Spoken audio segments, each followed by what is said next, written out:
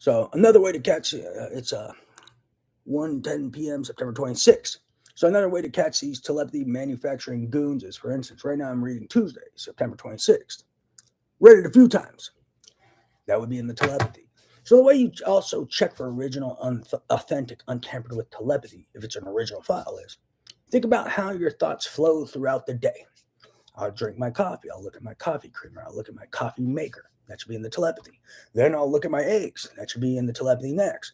Then I'll talk to my dog Capriccio. That should be in the telepathy next. Then I may go upstairs and write a letter to law enforcement. Then that should be in the telepathy next. Then I may stop when I'm writing to law enforcement and start browsing on Google and do a Google search. That should be in the telepathy next. Then after that, I may start working on an idea.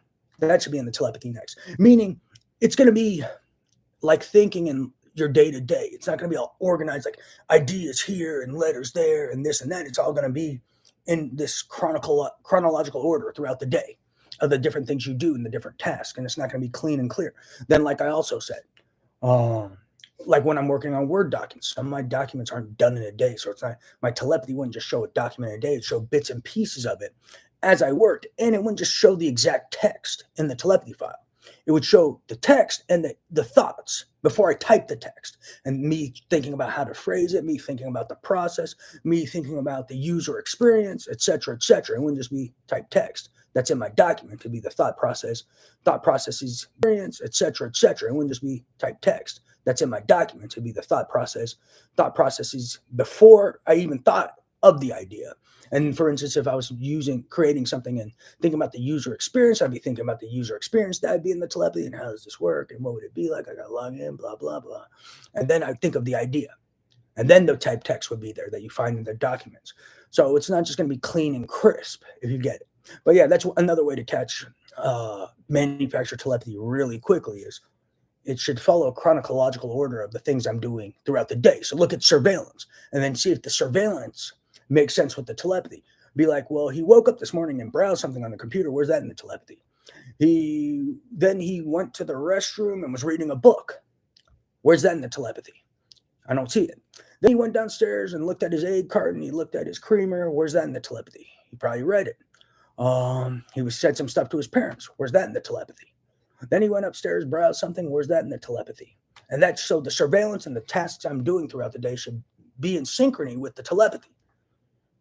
If it's not, that's another way you can spot telepathy that's been manufactured and that's not authentic and it's not an original telepathy file. So that's a way to catch these guys real easily. But yeah, look at all you need to do is look at the surveillance and the telepathy and see if it even makes sense.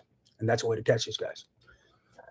But yeah, even my Word documents, like Signiface multi-factor authentication system with real-time video, a biometric verification company. I spent almost 8 months to a year on that. In the telepathy file, it's not going to show all of it in one little thing. It's going to show pieces of it throughout that year, me working on it with interspersed thoughts and the thought processes that occurred for me to make the idea. You get that?